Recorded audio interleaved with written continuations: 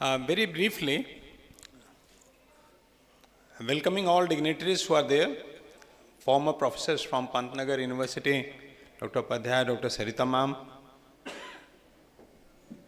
and the leaders who are leading this great institution, Six Sigma, which I have been connected with right from beginning when it initiated. All students, professors, faculty members from different colleges. Very briefly, I would be getting ahead with just 20-25 minutes, bear with me. And a context that I want to raise in context of this, what we have been talking, Vikshit Bharat Sankalpana. And into this concept of Vikshit Bharat, what we say 2047, that is 100 years of freedom. स्वतंत्रता के 100 वर्ष पूरे हो जाएंगे 2047 में. इसलिए 2047 को एक स्टेक मानते हुए what exactly country should emerge up to 2047 is the context. And into this context, what I want to raise today especially is that this 2047 context is, it's not like 1947 or prior to 1947 we were nowhere in context of knowledge systems of the world. India was called as a golden bird, sone ki chidiya, at a point of time.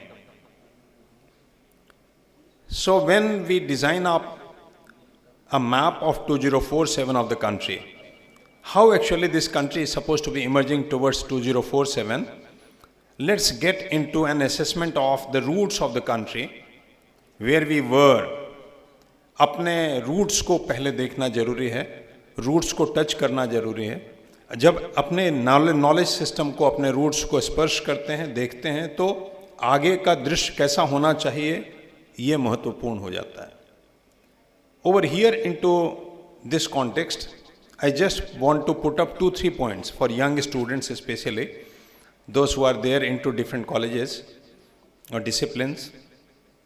See, in context of future of the country, the great personnels, the saints, seers, sages, those who came into this country, they also envision how actually India is supposed to be emerging. अपने बड़े मनीषियों ने भी, चाहे महात्मा गांधी थे, चाहे स्वामी विवेकानंद थे, चाहे रविंद्रनाथ टैगोर थे, उनका भी भारत के भविष्य का एक सपना था. तो जब इंडिया 2047 का सपना देखते हैं और उस दिशा में आगे बढ़ते हैं, तो उन मनीषियों ने भारत को किस रूप में देखने का स्वप्न देखा था, उनके सपनों से भी जुड़ता हुआ इंडिया 2047 बनना चाहिए. क्योंकि उन लोगों ने भी इस देश की स्वतंत्रता के लिए, इस देश की गुणवत्ता के लिए, इस देश की मेधा के लिए, इस देश की प्रखरता के लिए बहुत एफर्ट्स किया था, और उसके बाद ये भारत हमको मिला. तो इसीलिए इंडिया 2047 का सपना उनके सपनों से हटके नहीं हो सकता. तो उनकी सोच क्या थी वो भी सोचना जरूरी है अगर आप अपने देश के 2047 का सपना देखते हैं.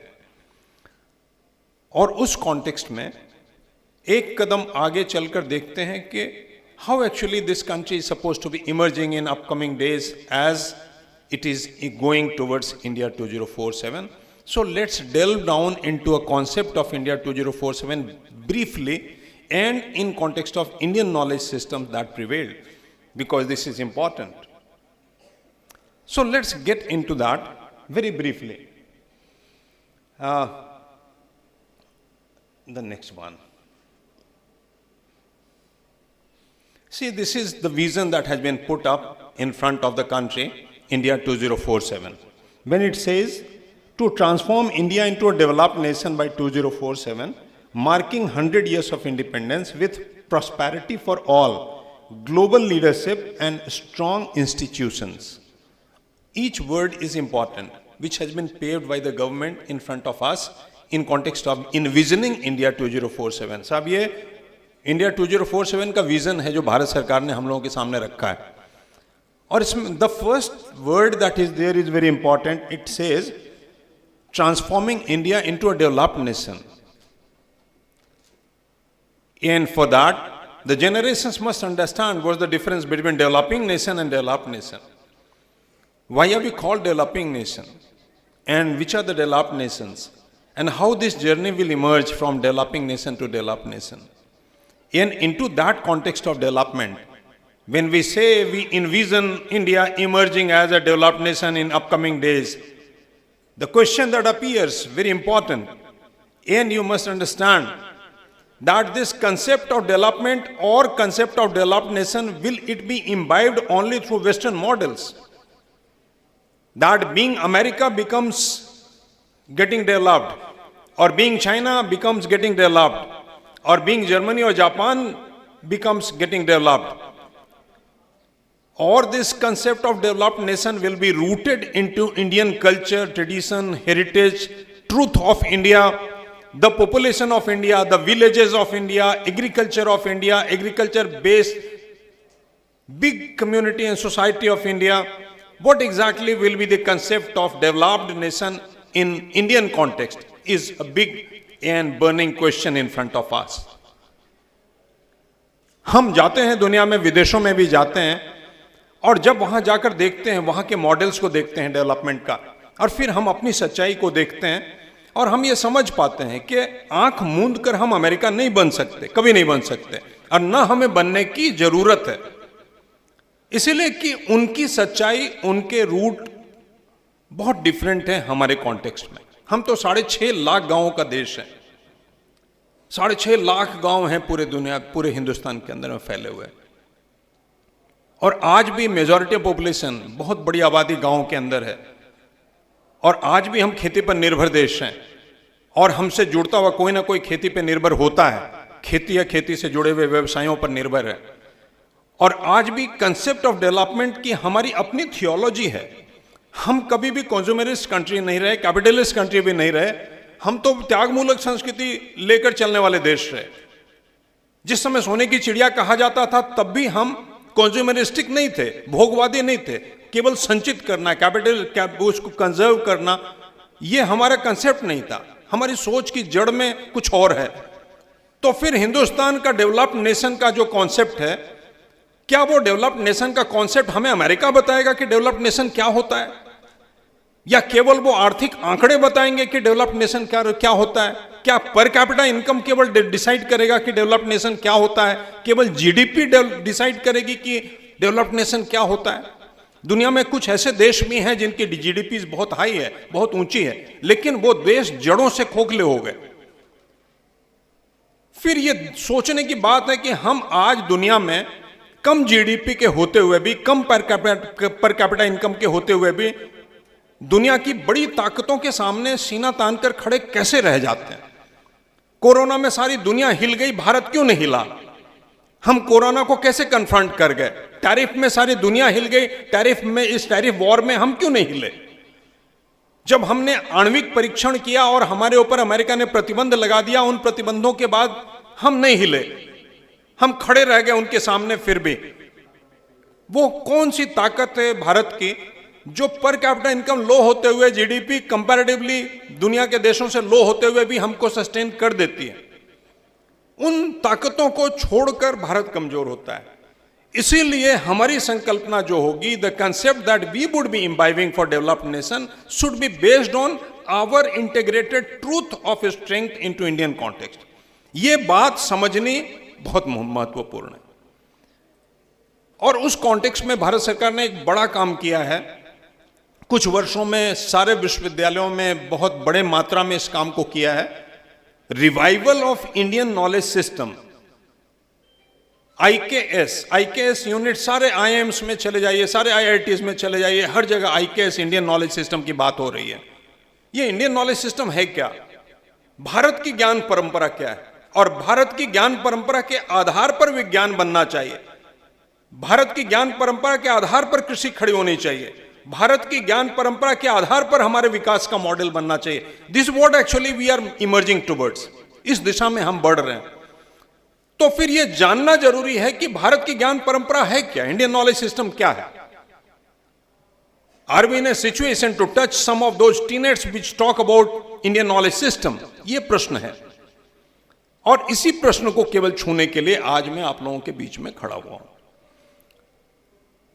अगर थोड़ी सा भी कौतूहल होगा तो फिर आप उसको अपने आप एक्सप्लोर करके उस दिशा में थोड़ा एक्सप्लोर करके आगे बढ़ सकते हैं, जो आपको एक बड़े उस दुनिया की तरफ ले जाएगा जिसको हम टच नहीं कर पाते हैं कई बार, चूंकि हमारे करिकुलम में वो फंसता नहीं है या हमारे सामने वो खड़ा नहीं हुआ है। तो let's get ahead on to that line please. Key targets and pillars जो India 2047 key targets and pillars have already been designed and defined. So I am not elaborating those because it is not the focus with which I want to spell out those 20-25 minutes. So it is, one context is economic growth. One context is education and skills. Economic growth, Shivji also told, the target is going towards plus, that is $30 trillion economy. That is the target that is kept in front of us. It makes lots of sense, being $30 trillion economy as a country. That is one of the targets.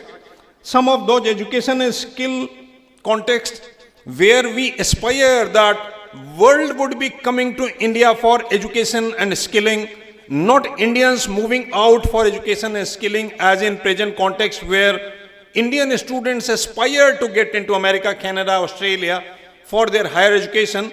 In lesser are those youngsters, those who come from other countries to us.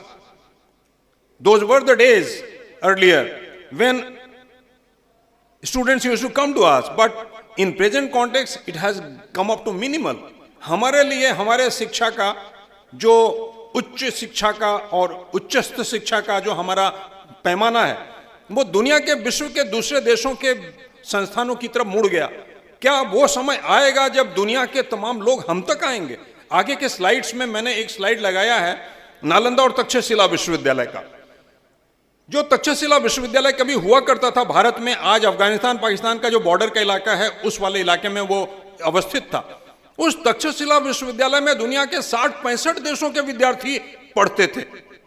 सारे दुनिया के सारे विद्वान उस तक्षशिला विश्वविद्यालय को छूने के लिए लालायित रहते थे, और उस तक्षशिला विश्वविद्यालय ने ऐसे ऐसे मनीषी पैदा किए जिन मनीषी ने अपने अपने विधाओं में एक पूरा पूरा विज्ञान खड़ा कर दिया।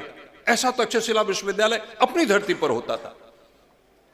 जब हमारी धरती पर नालंदा और तक्षशिला विश्वविद्यालय जैसे यूनिवर्सिटीज थे जो कि सारी दुनिया के विद्वानों को आकर्षित करते थे कि वो वहां फुटफॉल कर पाए, कुछ दिन रह पाए, फिर आज ऐसी स्थिति हमारी क्यों हो गई कि हमारे बच्चे ख्वाब देखते हैं, सपना देखते हैं कनाडा, ऑस्ट्रेलिया, अमेरिका जाने का, और बाहर के बच्चे भारत आए, ऐसा उनको हमारा देश आकर्षित नहीं कर पाता। तो हमारी इन्विजनिंग का एक एस्पेक्ट है कि वो दिन आएगा जब फिर से भारत की ओर लोग मुंह करेंगे शिक्षा के लिए। This is what is one of the targets. आगे चलें। इसी प्रकार health and wellbeing, sustainability and climate, आगे चलें।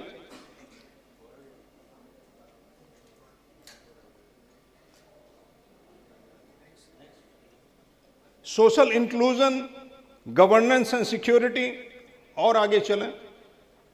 टेक्नोलॉजी एंड इनोवेशंस, ये जो एस्पेक्ट्स हैं, इन एस्पेक्ट्स पर भारत सरकार ने ऑलरेडी पैमाने बनाए हुए हैं, और उन पैमानों के आधार पर कुछ इन्विजनिंग हुई है कि 2047 के टारगेट्स क्या होंगे।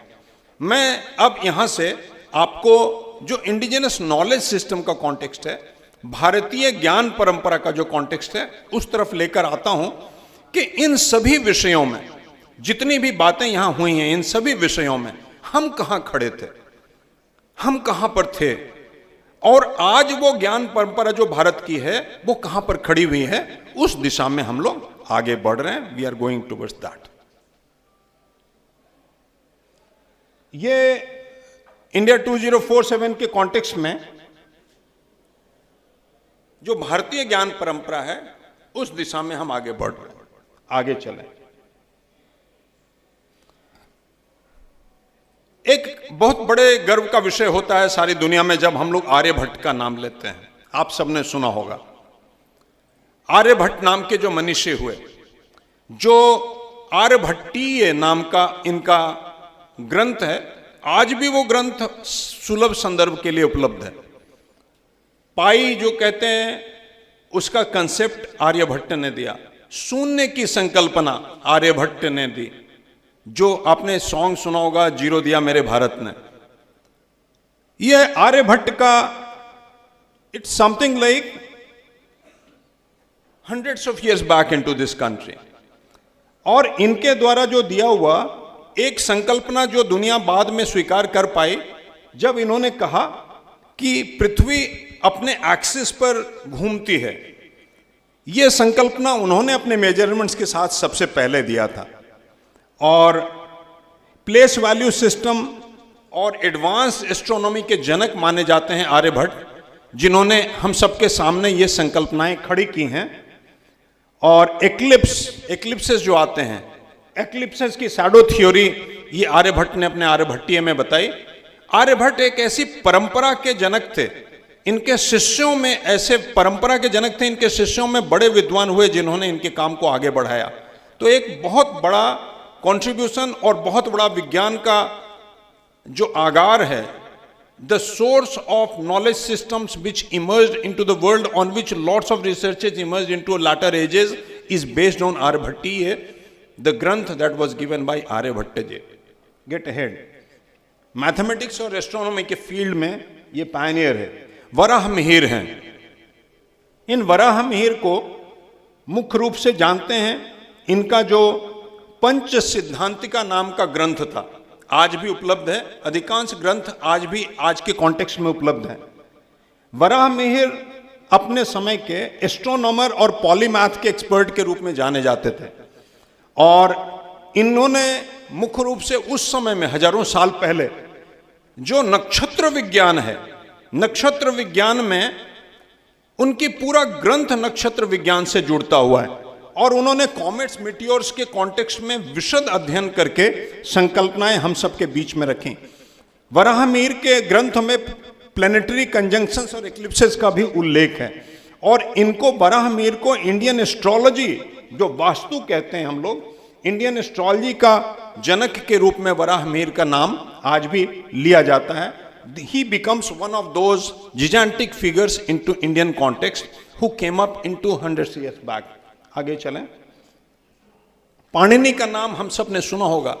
Even today when we talk about grammar, in any of the languages of the world you talk about grammar, the biggest grammar text that is available in context of the present day is Panini's grammar। Panini का जो सबसे आज भी, आज की तिथि में भी 4000 ग्रामेटिकल रूल्स के साथ पाणिनि का जो ग्रामर है वो अभी दुनिया में उपलब्ध ग्रामर लिटरेचर्स में सबसे बड़ा है। और इनका जो ग्रंथ है जिन्होंने बनाया था इन्होंने, उस ग्रंथ का नाम था अष्टाध्यायी।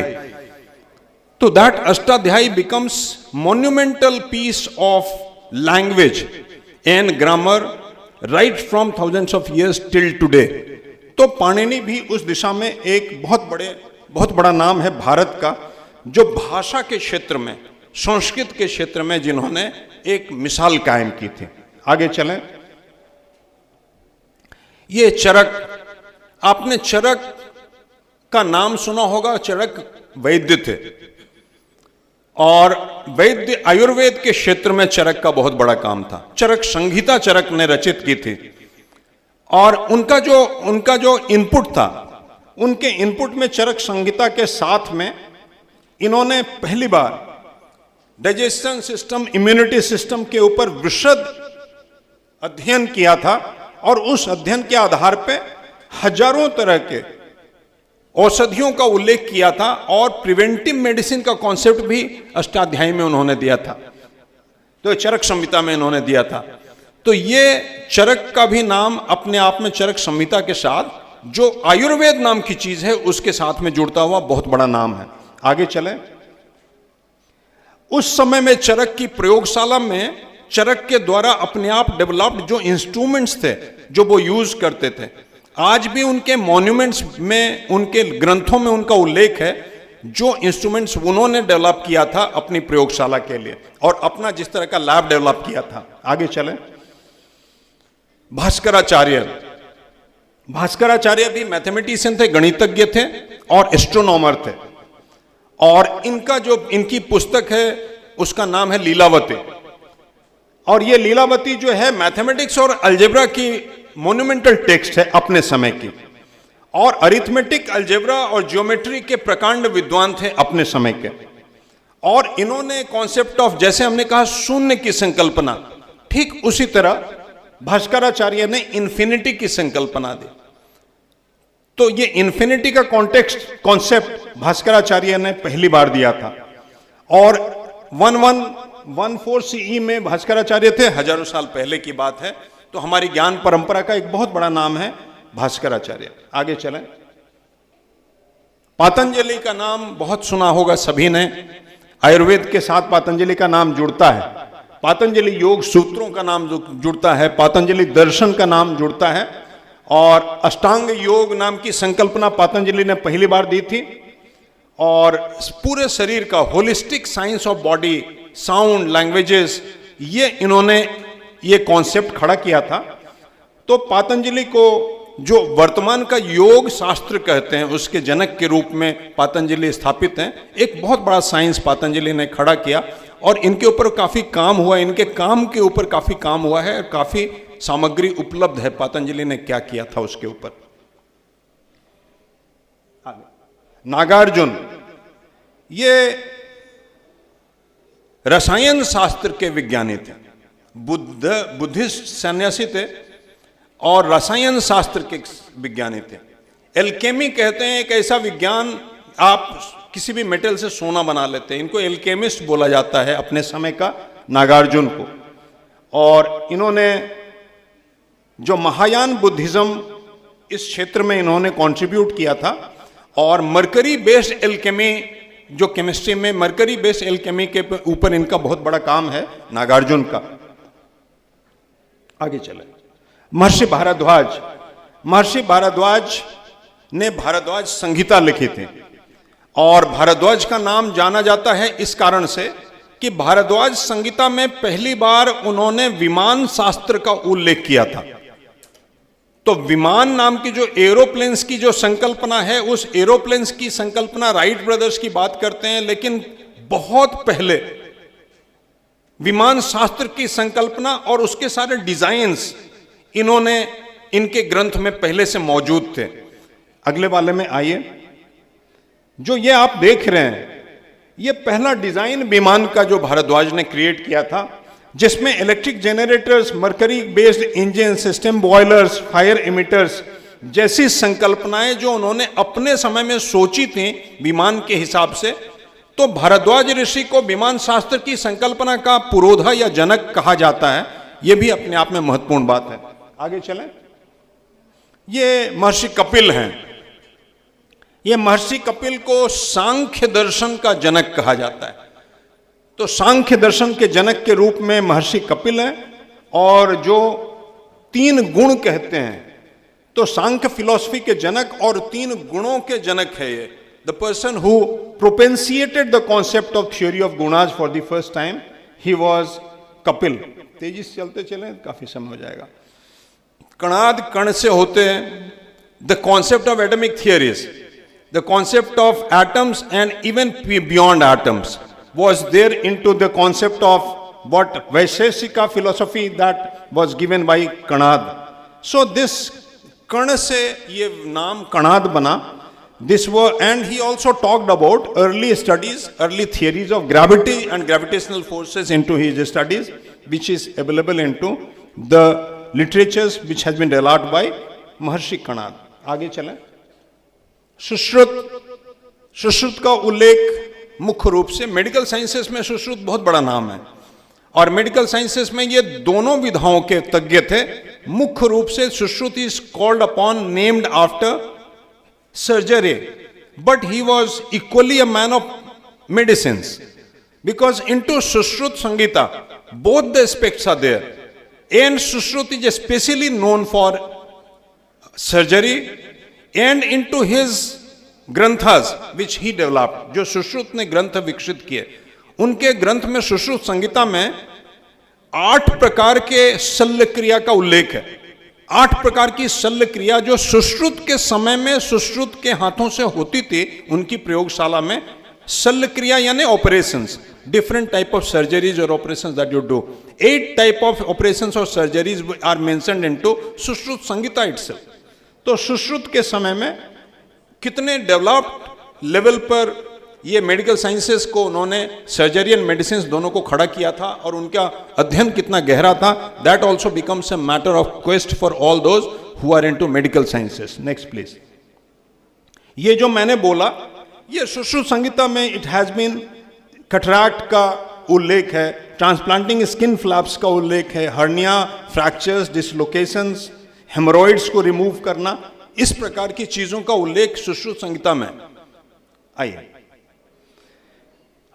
जैसे हम डेंटिस्ट्री कहते हैं, सुश्रुत संहिता में दंत विद्या है. हम ऑस्टियोपैथी बोन्स का कहते हैं और इस ऑस्टियोपैथी के सामने अस्थि हम कहते हैं. अस्थि यह संस्कृत का शब्द है जो सुश्रुत संहिता में है.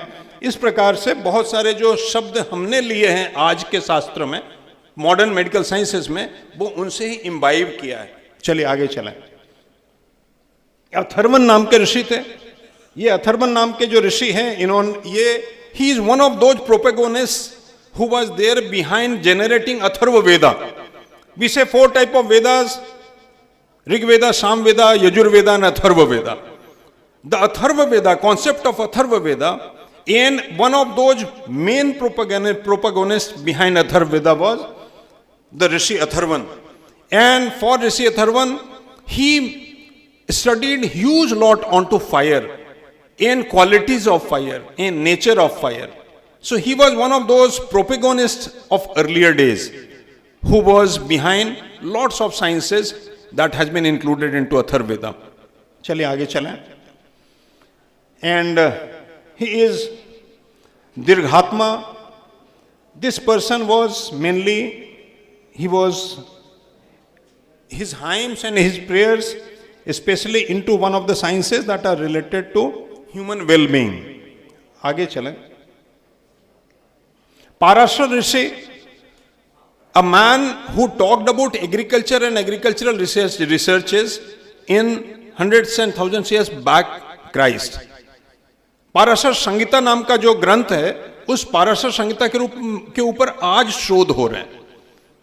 एक बहुत प्रख्यात वैज्ञानिक हुए पंतनगर विश्वविद्यालय के, जो पंतनगर विश्वविद्यालय में 1960 में ही आए थे, डॉक्टर वाई.एल. नेने.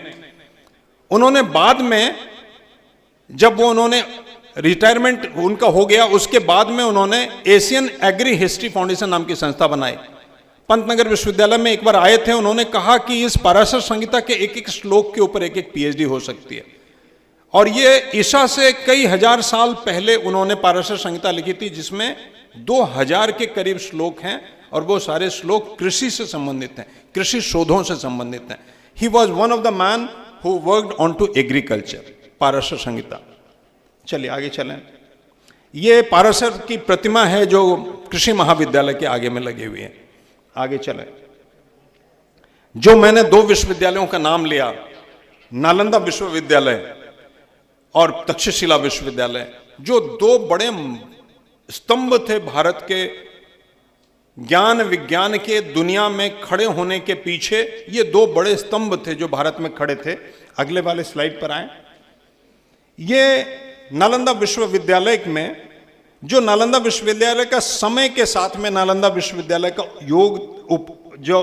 का जो योगदान था पूरे भारतवर्ष के लिए, जो प्रमुख मनीषी निकले और किन किन विषयों में नालंदा विश्वविद्यालय वर्क करता था, ये उसका उल्लेख है. अगले वाले पर चलें.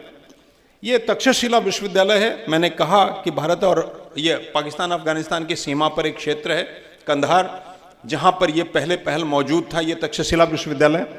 और बड़े बड़े ऋषि जैसे ये पाणिनि, चरक, पाराशर और चाणक्य, ऐसे विद्वान इस तक्षशिला विश्वविद्यालय से निकले. 10,000 से ज्यादा वैज्ञानिक इस विश्वविद्यालय ने दिया. और यहां से निकले हुए छोटे मोटे रिसर्चर्स एंड स्कॉलर्स नहीं थे, ऐसे ऐसे लोग थे जिन्होंने अपने आप में नया विज्ञान को ही जन्म दिया. जैसे पाणिनि, चरक, पाराशर, चाणक्य जैसे लोग थे जो तक्षशिला विश्वविद्यालय से बाहर आए. चलिए आगे चलें. ये भी तक्षशिला विश्वविद्यालय का उल्लेख है, किस समय में तक्षशिला विश्वविद्यालय था, कौन कौन से प्रोमिनेंट लोग वहां निकले, किन किन डिसिप्लिन्स को तक्षशिला विश्वविद्यालय ने मुख्य रूप से टच किया। आइए आगे चले। इसी प्रकार से पुराने समय में, ज्यादा समय में नहीं लेता आपका, बस आपको उल्लेख कराने के लिए चल रहा हूं कि जो when we talk about India 2047 and विकसित Bharat, into that context the roots of the country, the roots of knowledge system, ancient knowledge system of the country is supposed to be understood. That is what exactly I want to align. So connecting the dots, पीछे मुड़कर dots connect करने वाली बात है केवल। ये cycle of yugas, जब आप काल गणना करते, काल गणना में कहते 2026, लेकिन भारतीय काल गणना को कभी आपने छूकर देखा है? कभी? ये प्रश्न है, और नई संततियों के लिए बहुत बड़ा प्रश्न है। जैसे ये महीना कौन सा हिंदी का चल रहा है, आप कहेंगे पता नहीं, फाल्गुन मास है कि चैत्र मास है। फिर ये फाल्गुन मास से लेकर 12 महीने हिंदी के क्या होते हैं जो हमारी काल गणना के होते, चैत्र वैशाख ज्येष्ठ आषाढ़ सावन भाद्र, कभी सुना है क्या?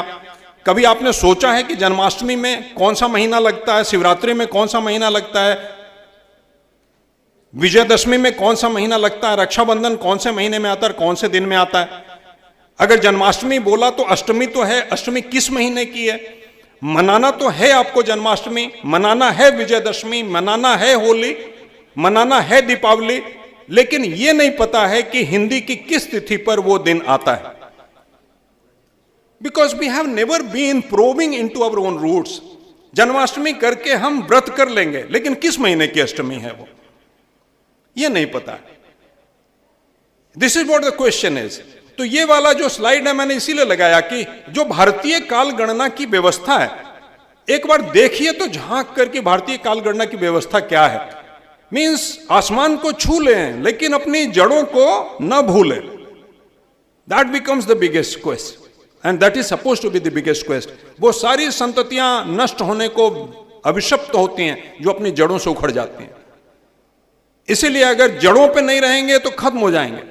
इसीलिए अपने रूट्स को जानना जरूरी है, अपने नॉलेज सिस्टम्स को जानना जरूरी है, अपने सेज एंड सीयर्स को जानना जरूरी है, अपने विज्ञान की जो यहां से खड़ा हुआ उसकी साइंटिफिसिटी को जानना जरूरी है, उसको थोड़ा टच करना जरूरी है, बहुत ज्यादा नहीं तो जानना आवश्यक है। This is what exactly the quest. Any how get ahead. और इसी प्रकार ये जो संकल्पना वैदिक गणित की, ये वेदों में है जो वैदिक गणित की संकल्पना है, आज के दिन प्रेवलेंट हो गई है, चर्चित हो गई है, पर वैदिक गणित की संकल्पना अभी एक अपने भारती कृष्ण तीर्थ नाम के शंकराचार्य हुए, उन्होंने इसके ऊपर पुस्तक लिखी जो वेदों से निकाल कर लिखी और उसके बाद उसको प्रेवलेंस मिला। आगे चले। अब देखिए जैसे एक छोटी सी चीज है, just to make it understand, आप में से कुछ लोगों ने कभी टच करके देखा होगा, जैसे ये 99 into 85 लिखा हुआ है, ये 99 into 85 में 85 हटा दो, आप 85 हटाकर कोई भी अंक लिख दो और 99 के नीचे वो अंक लिख दो, कोई भी अंक 99 के नीचे वो अंक लिखो, 85, 84, 83, 84, 82, 81, 9, और उसके बाद जो 99 के नीचे मैंने 85 लिखा है, 100 से दोनों को माइनस किया तो 99 में से 01 बच गया, 85 में 15 बच गया, 15 और 01 को मल्टीप्लाई किया तो नीचे 15 हो गया, और इस तरफ जो 84 आया है वो 99 में से 15 माइनस करो या 85 में से 1 माइनस करो तो 84 आएगा, और जो नीचे में आ गया यही आपका आंसर है। ये एक संकल्पना है, एक सूत्र है वैदिक गणित का, 8415 बिकम्स द आंसर। ये एक सिंपल एक फॉर्मूला, ऐसे ऐसे छोटे छोटे फॉर्मूले जो वैदिक गणित के हैं, वो ऐसा जैसे शकुंतला देवी का नाम आपने सुना होगा, द मैजिशियन, जिनके फिंगर टिप्स पे था। आप अगर सैकड़ों हजारों अंकों के भी, गुणकों के भी मैथमेटिक्स को लेकर खड़े हो जाएं तो इन सूत्रों के साथ उसको ऐसे सिद्ध करते हैं, it becomes possible and it is due to Vedic ganit concepts. सो ये जो निखिलम एक सूत्र है, ऐसे ऐसे अनेक सूत्र हैं, उन सूत्रों को कभी टच करके देखिए, it is like a magic and you will be amazed to go through all those. आगे चलें। तो फिर मैं अपनी बात को पूर्णाहुति करते हुए, समेटते हुए जितनी भी बात मैंने कहने का प्रयास किया है, I am just trying to bring it down into consolidated form into 1-2 slides. Just why am I emphasizing all those is, I said Indian knowledge system refers to India's rich interdisciplinary traditions of knowledge developed over millennia, spanning science, maths, medicine, philosophy, linguistics, ecology, governance, arts, what not, rooted in texts like Vedas, Upanishads, Shastras, and classical treatises. And it matters for India 2047.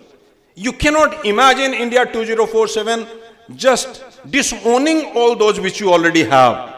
You cannot think of India 2047 disowning your own roots. These roots are important, that is supposed to be paved upon to make an imagination of a developed country that will emerge. So as India approaches 100 years of independence, Amrit Kal, IKS is being seen as a strategic foundation for building a confident, innovative and self-reliant India, emerging out of the dreams of all those sages, seers, philosophers, martyrs, those who paved their lives to think of such India which is Vishwaguru. Such India which is Vishwaguru, which is standing in tall in front of the whole world and providing light and enlightenment to the whole world. Next one. चलिए आगे,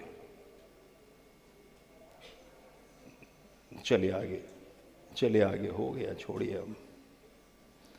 So by 2047 we aim to come up to a knowledge driven, not knowledge imparting society, innovative yet rooted society, globally competitive and culturally confident society, and a leader in sustainable development, wellness and ethical sciences across into the world. Good. Next. And finally this slide, which I am closing with, being global thinkers with timeless knowledge, proficient into science and innovations, and having global leadership, but getting ahead on the legacy of our heritage and the dharma with which we have come till time.